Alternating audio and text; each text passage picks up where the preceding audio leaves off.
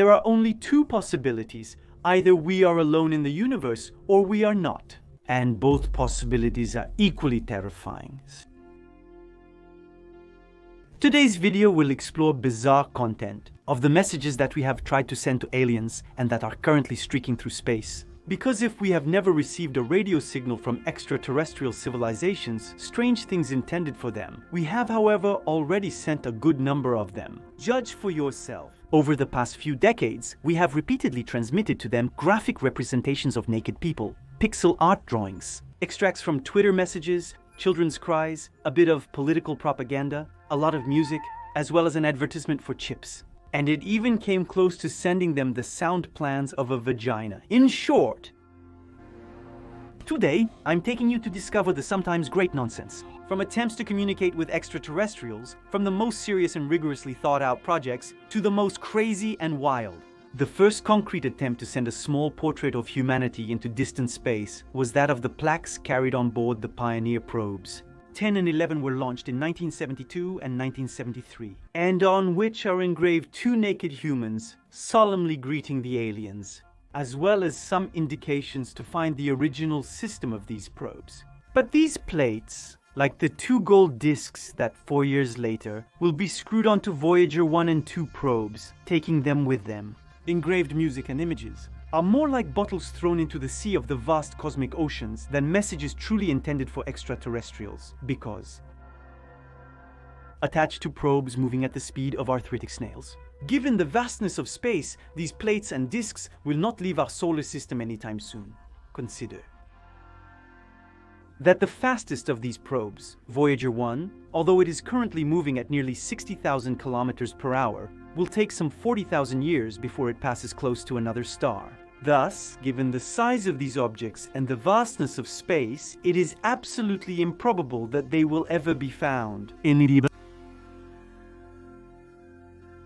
These probes are like messages in bottles that will never reach their destination, especially since they lack one. Not aiming for any star, they simply continue their journey after completing their exploration mission around the planets of our solar system. And what if we set aside these physical objects? There are no less than 20 messages sent to extraterrestrials, in the form of radio beams targeting specific star systems and moving, they, thousands of times faster than the probes we just talked about, given that they progress through interstellar space at the speed of light. These messages were emitted by giant radio telescopes, whose big ears, which most of the time serve us to scrutinize the skies, can also be loudspeakers. The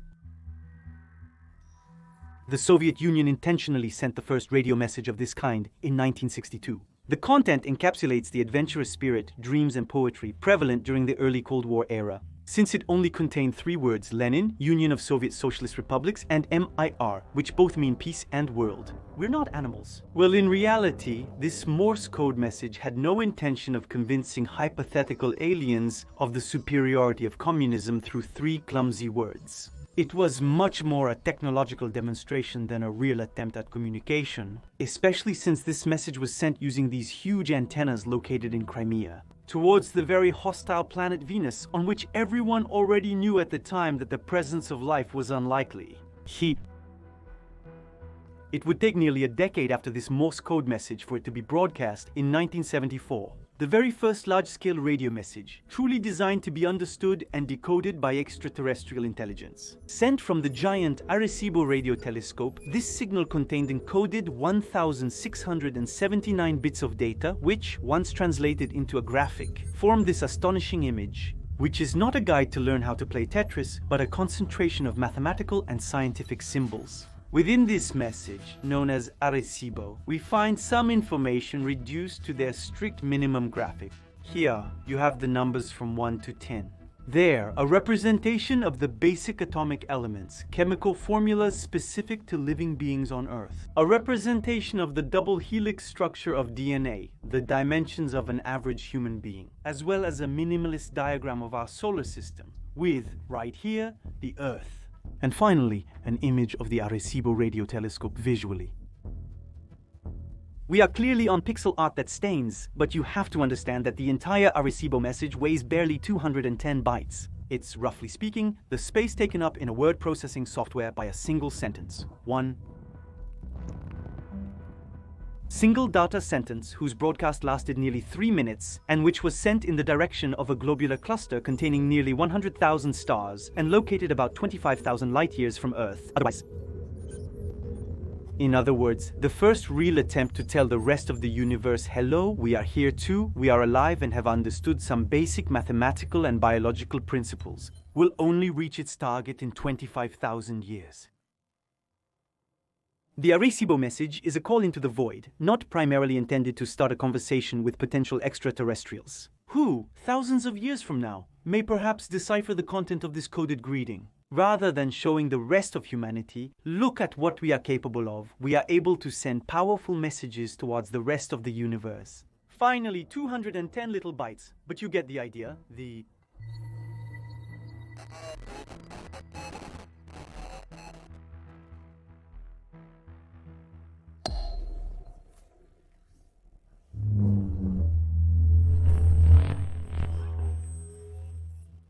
content and transmission of the Arecibo message were cleverly designed by researchers and supported by states. But it happened that other messages with sometimes confusing contents were imagined in a very small committee. This is the case of Poetica Vaginal, a message designed in 1986 by Joe Davis, a researcher affiliated with the Massachusetts Institute of Technology Biology Department, who decided to send using one of the institution's radars. And a bit all alone in his corner, recordings of the contractions of the vaginas of ballerinas while dancing. This project didn't really aim to make contact with extraterrestrials, but more to make teeth grind. The puritanical branch is, let's say, stuck in the posterior in command of some of the institutions of the time. Institutions that 14 years earlier had decided to censor the representation of women's genitalia. Pioneer plaques, where the vulva is absent. With his gesture, Joe wanted to criticize the puritanical cultural norms of his time, and the society in which Joe evolved proved him right, since after a few minutes of test transmission, the project was interrupted by the American Army. So much so that only a few fragments of vaginal poetics were sent towards the cosmos, and if your moral considerations are of the same type as those of the American generals, and if you are terrified at the idea that aliens might receive the sound plans of a vagina, be reassured. Because the power of the missions mobilized to send these kinds of cosmic dust specks was probably not sufficient anyway, to allow the message to arrive at the targeted star system in good condition. In any case, Epsilon, Eridani, and Tau Ceti, the two star systems, in the direction of which pieces of this message have gone, and which are respectively located at 10 and 12. Light years from us, extraterrestrials have never responded.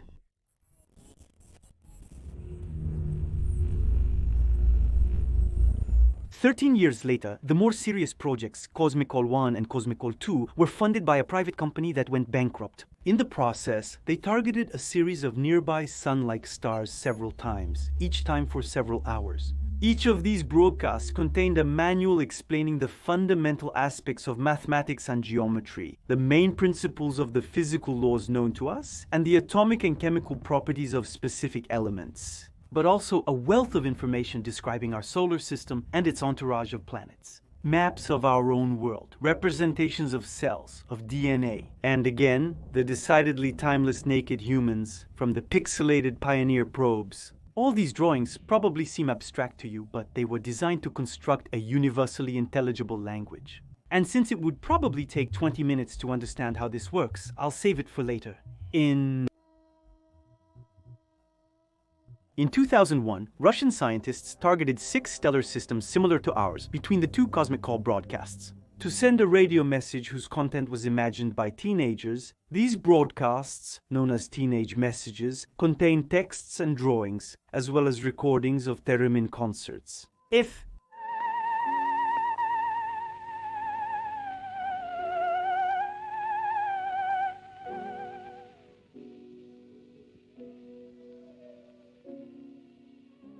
This contactless electronic musical instrument was chosen. It's because it produces a sinusoidal signal that's easy to distinguish from the radio disturbances produced by the natural phenomena that occur in the cosmos. And to find out if aliens have a musical ear, we're going to have to wait a bit. Because among the 6 star systems targeted by the project, the closest is located 46 light years from Earth. The delightful sound of theremin has not yet reached its target, and no response is physically possible before the century's end. 7 years after sending a theremin concert for extraterrestrials, National Aeronautics and Space Administration broadcasts music towards the stars to celebrate its 50th anniversary. This time, it's the Beatles' Song Across the Universe, which was sent using a 70-meter antenna towards the star Polaris, located 350 light-years from here.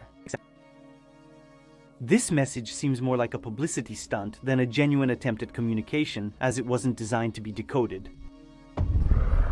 If an intelligent species manages to interpret it, it would be quite a feat if they even have legs. The same year, the Doritos chip brand launched a commercial contest aimed at the general public and broadcast the winning spot towards the Ursa Major constellation. Space being very vast and the target located about 42 light-years away, the chip's message has still not arrived. That's the good news. The bad news is that it's moving at the speed of light, and so it can't catch up. Well,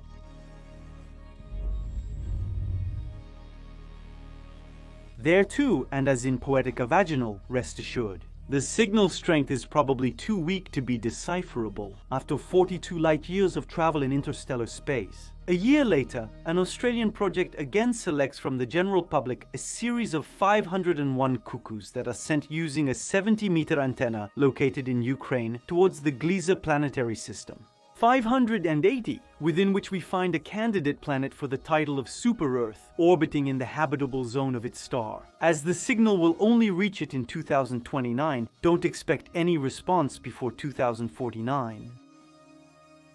3 years later, in 2012, it's the turn of 10,000 messages selected on Twitter by the National Geographic Channel to be sent into space, symbolically in the direction of the sky, where was captured 35 years earlier the famous WOW signal, which remains to this day the strangest detection ever made by our radio telescopes, and which I will surely talk about in a future episode.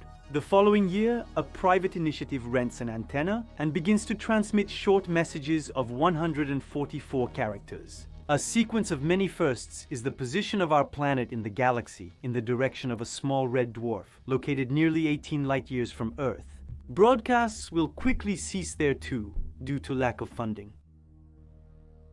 The signals we transmit to targets and stars are of genuine interest in 2016.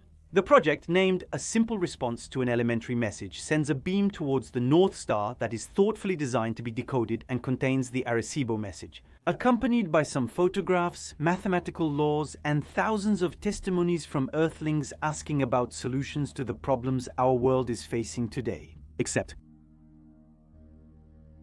that no planet has yet been discovered at the level of the North Star. And above all, this star is actually a triple system, including a blue supergiant 8 times more massive and 2,000 times brighter than our Sun. So much so that anybody evolving in the vicinity has probably been sterilized on the surface by the violent stellar winds continually emitted by the giant. In fact, if the North Star was chosen as a target to send a simple response to a basic message, it's mainly for the cultural symbolism that this star possesses, which can serve as a beacon, guide, and landmark.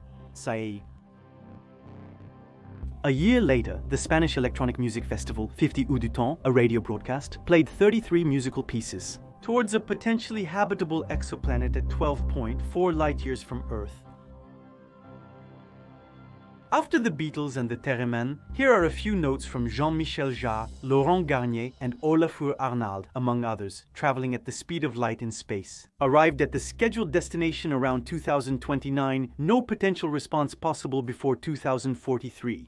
Date of the 50th anniversary of the festival. Another publicity stunt closer to us in 2022. The Messaging Extraterrestrial Intelligence International Organization for Messaging Extraterrestrial Intelligence sent a message towards the famous TRAPPIST-1 planetary system, located 39 light-years away from Earth. This one once again contained pieces of music selected to represent human cultural diversity, as well as scientific information, such as the periodic table of elements and information about the environmental crisis we are going through. The signal is partly now 3 years old. Given the round-trip delay, it will be at least 75 years before we can hope for a response to this message, which remains to this day the last large-scale broadcast sent into space. In short, between serious initiatives carried out by states, private ones, and projects designed primarily as publicity stunts, it's still quite a mess. In total, the number of messages sent towards the cosmos with enough power to reach their target. This can be counted on the 12 fingers of an alien hand. And to these 12 projects powerful enough to be picked up, 8 others are added, of lesser magnitude and with very little chance of being detected. In fact, if we take a step back, we realize that many of these messages don't even have a well-defined goal, and are more like a phone call, dialed randomly to say bird, bird, bird. Bird that...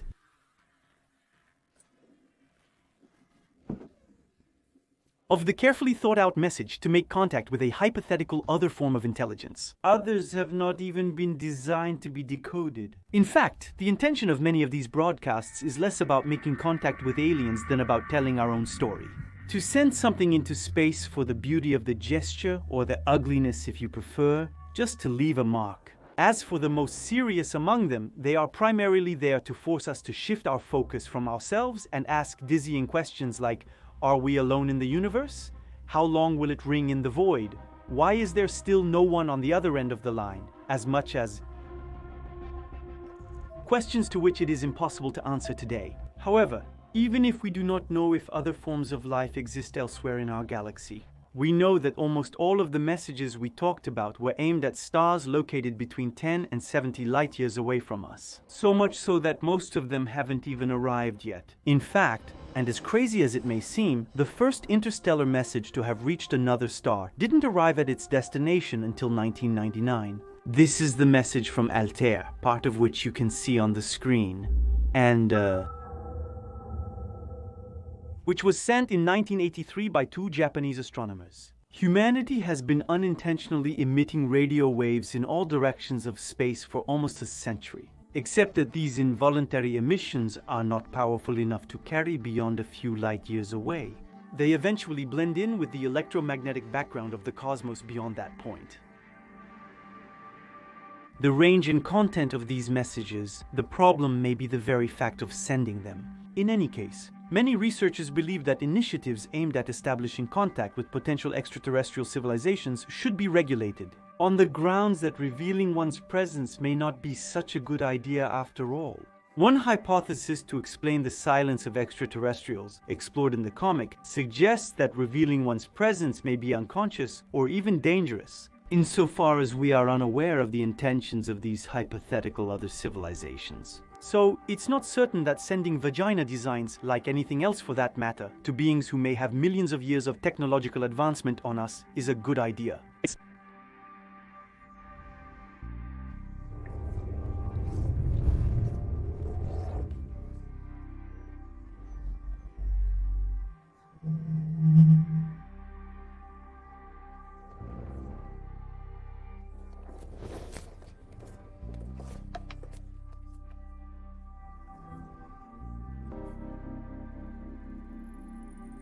It's for these reasons that in 2015 the Breakthrough Initiative, which is the most ambitious program for searching for extraterrestrial life currently in operation, committed to only listening to the sky and not sending out messages, until the pros and cons of contact with an advanced extraterrestrial civilization have been debated by scientists and politicians. Always.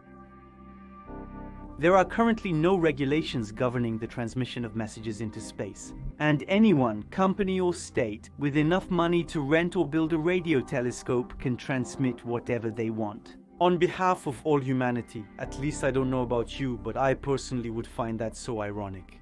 If the first message ever to be picked up by a belligerent extraterrestrial civilization was an ad for chips, and that this indirectly led to the end of humanity.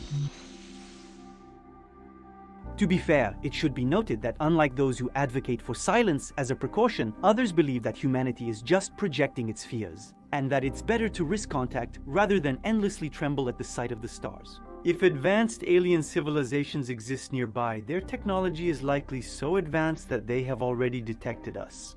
without the reverse being true. One thing is certain, given that we humans have this ability to often talk without saying anything or to say anything. The messages that we have so far sent towards the rest of the universe are largely in our image. And it is not unreasonable to imagine that if extraterrestrial civilizations capture the messages that we have so far intended for them, they simply take us for madmen. In this sense, if no one has yet responded, it is perhaps above all that, faced with this delicious potpourri of ideas, the extraterrestrials have preferred to drop us a big intergalactic scene, unless their response is on the way. And one day, we receive a radio message, difficult to decode, whose content will be, please, could you stop sending us nudes? And tell me in the comments what you would have personally sent as a message. I think it can be fun. And the next time you hang out in a bookstore, don't forget that there is a comic book exploring the hypotheses that could explain this great silence of the extraterrestrials. In the upcoming episodes, we will see how to create a language that can be universally understood across space. And we will try to find a way for the message we are trying to share to reach its destination, without its content being erased by the background noise and the disturbances outside of space.